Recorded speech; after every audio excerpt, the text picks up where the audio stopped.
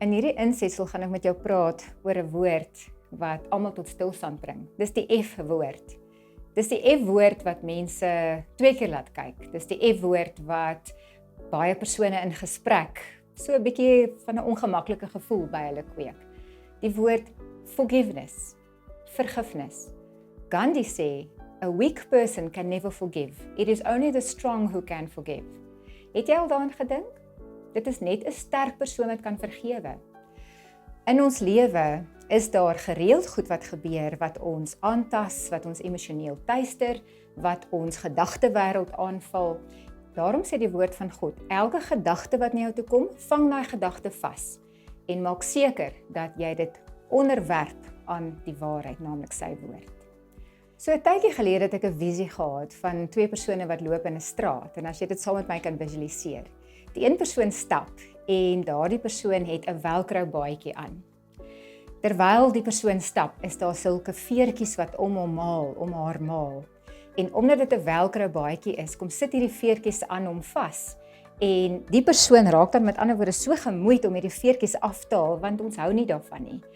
Omdat ek so gemoeid raak om hierdie goed af te haal ek my fokus af van die pad waarop ek stap, die doel wat ek wil bereik, dat ek uiteindelik myself kan stamp en verder seer kry teenoor ander goed. 'n Ander persoon het 'n baadjie aan van olie. Terwyl die veertjies om hierdie persoon beweeg en hulle dreig om aan hom of haar te kom vassit, gly dit net af. Die veertjies gly net af.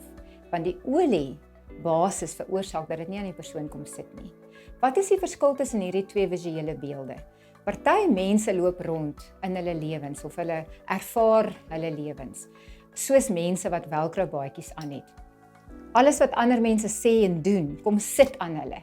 En hulle raak so vasgevang om hierdie goed te nurture en regtig seer te hê daaroor dat die doel van hulle eie lewens, dat hulle dit heeltemal mis. Hulle stamp hulle koppe verder en hulle verloor koers van waarop hulle of waarheen hulle veronderstel is om te gaan.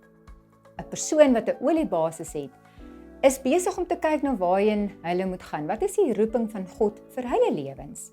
Hulle is nie regtig so ingestel op wat almal sê en wat ander mense se opinies is nie.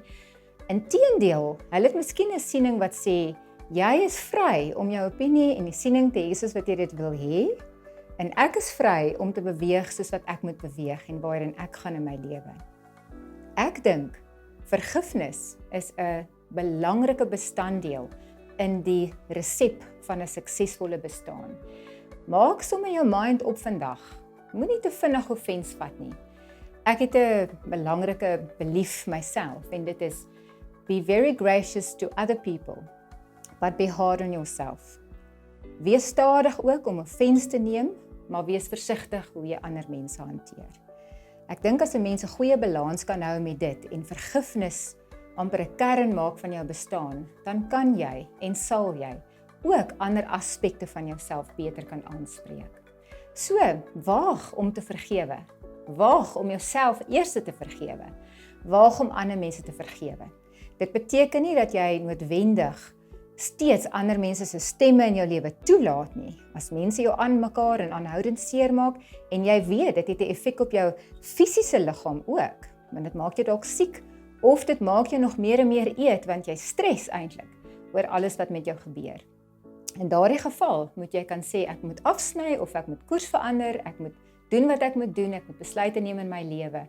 Maar vergifnis is iets wat ons ernstig moet opneem, want dis 'n opdrag van God. As ons ander mense vergewe, dan vergewe hy ook vir ons.